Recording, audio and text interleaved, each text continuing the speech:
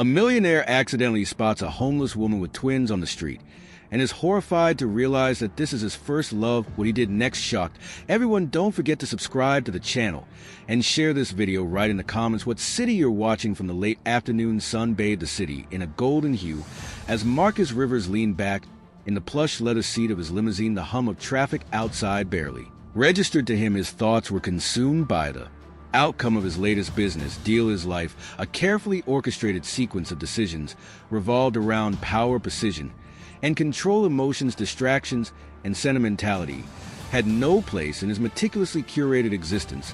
Cars slowed to a crawl as the flow of vehicles congested near an intersection in the heart of downtown. Marcus glanced out the tinted window, his sharp eyes scanning the crowds even through the sidewalks. This was a part of the city he rarely visited, a chaotic tangle of lives and stories far removed from his own insulated world.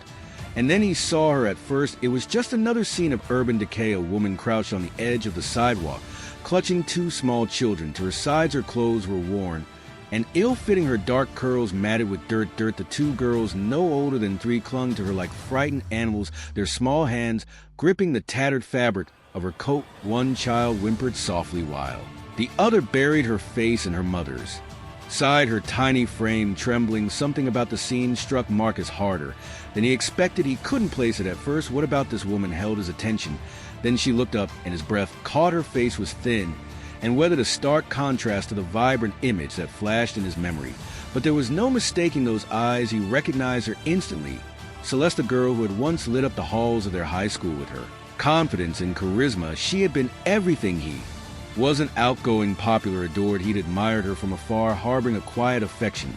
She'd never known. She had barely noticed him back then, except perhaps to laugh at his awkwardness when they crossed paths. And now here she was reduced to a shadow of her former self. Stop the car, Marcus commanded, his voice cutting through the silence.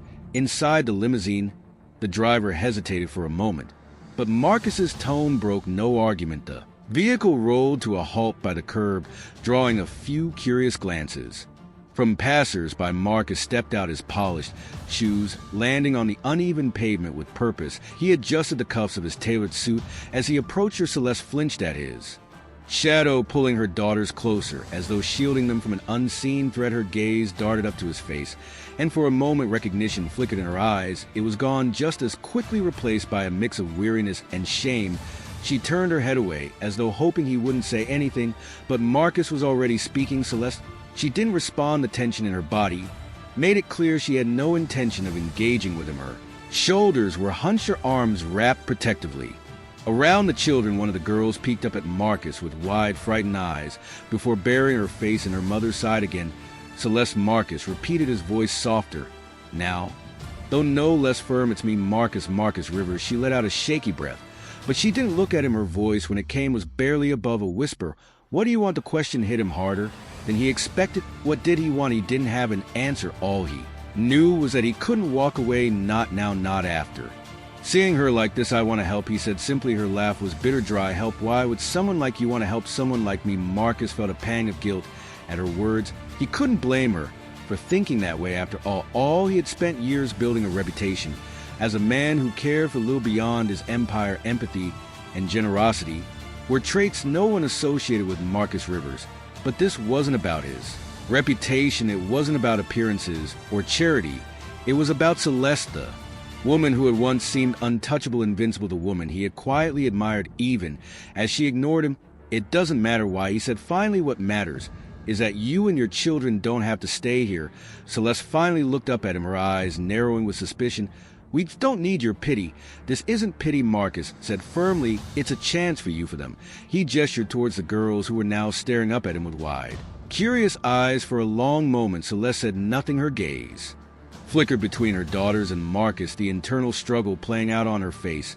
Finally, she sighed, her shoulders slumping in defeat. Fine, she said, but only for them. Marcus nodded, sensing the weight of her words. He extended a hand to help her up, but she ignored it. Rising on her own, the children clung to her legs as she stood there, tiny faces peeking out from behind her coat. The limousine waited at the curb, its polished EX interior a stark contrast to the grimy surroundings. Marcus opened the door and stepped aside, waiting as Celeste hesitated. One of the girls tugged on her sleeve, and she glanced down at them.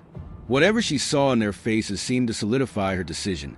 She climbed into the car of the girls, following close behind. Marcus slid in after them, closing the door with a soft click. The hum of the engine filled the silence.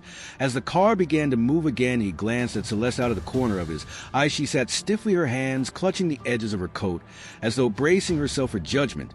But Marcus didn't speak. He knew better than to push her. For now, it was enough that she was here, that she had agreed to accept his help. The rest would come in time. As the cityscape blurred past the windows, Marcus found himself thinking about the journey that had brought Celeste to this point. He didn't know the details yet, but he was determined to find out. Whatever had happened to her, whatever had led her to that street corner with her children, he would uncover the truth. And when he did, he would make sure she never had to feel this way again. This was just the beginning. The sleek black limousine pulled into the private driveway of Marcus's penthouse residence, a towering beacon of glass and steel that overlooked the city. The opulence of the building stood in stark contrast to the gritty streets they had just left behind. As the car rolled to a stop, Marcus glanced at Celeste and her daughters. The children were quiet, their small hands clutching their mother's coat. As they looked out the window with wide, uncertain eyes, Celeste sat rigidly, her gaze fixed on her lap. The warmth of the car, the luxurious leather seats, and the soft hum of the engine seemed to unsettle her more than comfort her. Marcus had seen that expression before on those who suddenly found themselves far from the lives they knew, in a place that felt unreal. The driver opened the door, and Marcus stepped out first, holding the door open for Celeste. She hesitated, casting a glance at her daughters before finally stepping out, her movements cautious and deliberate. The little girls followed, clutching her hands as their gazes darted around, taken in their surroundings. This way, Marcus said, his voice calm but firm. He gestured toward the building's entrance. The lobby was expansive, its polished marble floors gleaming under the soft glow of crystal chandeliers. Modern art pieces adorned the walls, and the faint scent of fresh flowers lingered in the air. Celeste's